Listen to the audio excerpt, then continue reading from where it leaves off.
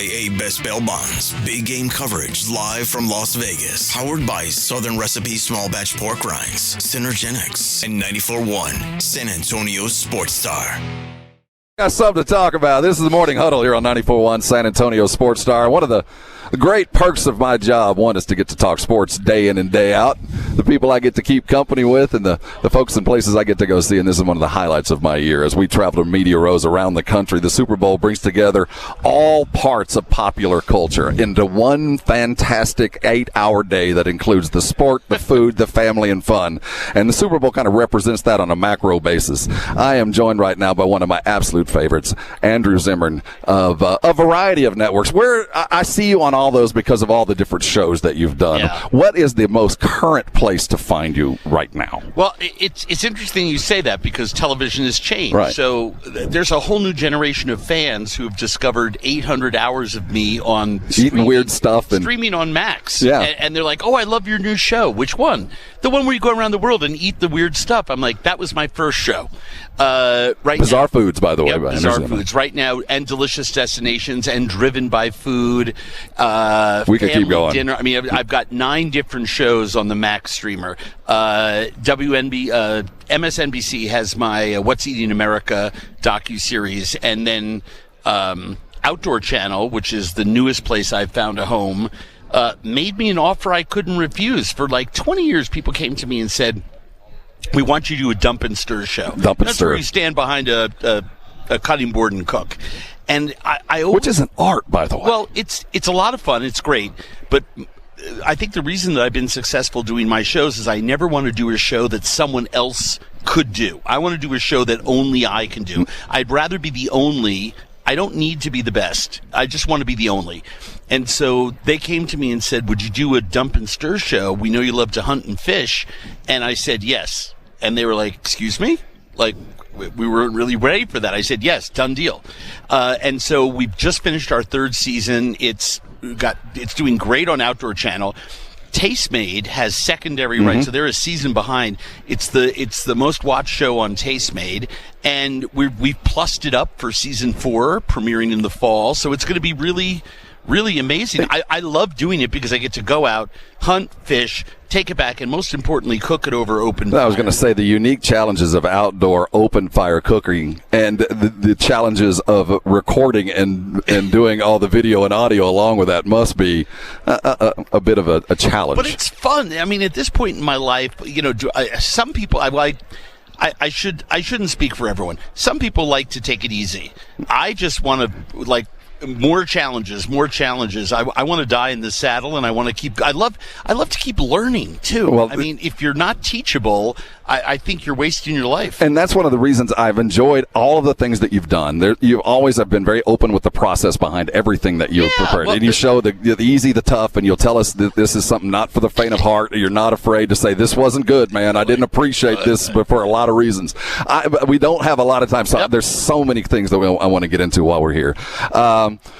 One of our great listeners, a cohort, texted in and was asking about beef ribs. Sure. And I saw that you're a fan of a particular guy down in South Texas, Aaron, and you posted his recipe. When you look around the country and talk, South Texas are smoked meats. Yep.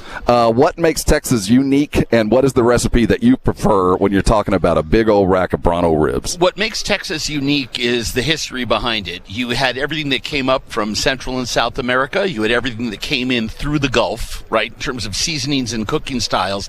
And it all met with what's conveniently known as the barbecue trail, where Eastern Europeans, Czechs, Germans, came down through the Carolinas and made a hard, I guess, right turn at that point and wound up in southeastern Texas. Now, what this has done, it has created a confluence of flavors and techniques. So I like, for beef ribs, because they're so fatty, I like something acidic. Think apple juice, think wine, think citrus, right? Let it marinate. Again, low and slow. I like finishing hard, right? In other words, I'll let this thing get falling off the bone tender, almost, because you don't want it to really fall off the bone, but almost. And then just put it over high heat, get a nice crust on it, and serve it with something else that's acidic.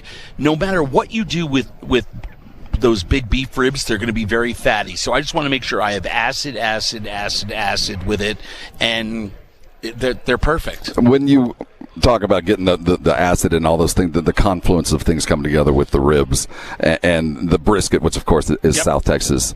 When you're also really good with wild game. Yep. And one of your latest shows have really gotten me into some of the things that, quite frankly, I didn't think I would like. What is the best way to address a meat that might be challenging in the spicing or whatever, but is worthy with a level of preparation? You know what I mean? It's never the spicing or the seasoning. Okay. Ever. Because a really good piece of meat, right, you just grill a luxury cut, serve it with salt, and people will go, wow, that's the best thing I've ever eaten.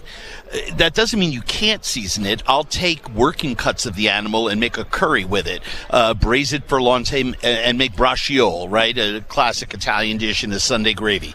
I think what's really important is understanding that wild animals have much less fat that's intramuscular, and so therefore you have to make sure not to overcook it. So venison, get really you dry. need to make sure you keep it medium at most. And I think the other waste of time for people is not everything needs to get ground.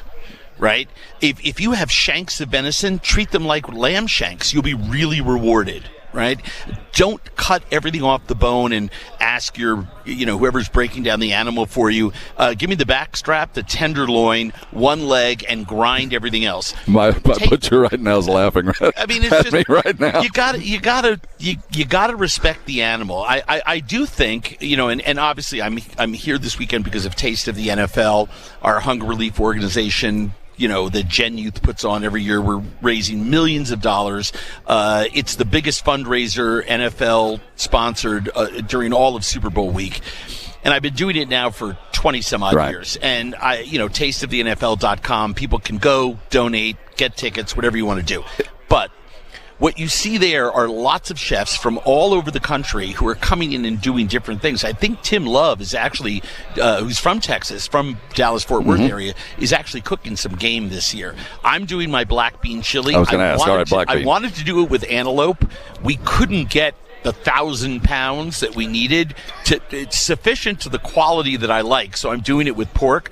But yeah, cooking is so much fun, and cooking with different animals is so much fun. And I think for folks that are really into it, check it out. The other thing that we do with Wild Game Kitchen that I think is special is I don't do any recipes that someone else couldn't go to a supermarket and get a complimentary meat. So if I'm working with wild turkey, I do a recipe that works with a commercial turkey. If I'm doing wild hog, I want to make sure that you can go to your supermarket, because not everyone has access to those meats. So we want to make sure that, that I pull a trout out of the brook, I cook it. I want to make sure you can do it with a piece of salmon. Well, there's a lot of hunters right now with a full freezer. I might recommend that Taste Made channel wherever you can find your favorite cooking shows, because Zimmern's going to be on one of those channels. Find what he does. It is a learning tool, and it makes you appreciate what you've done even that much more.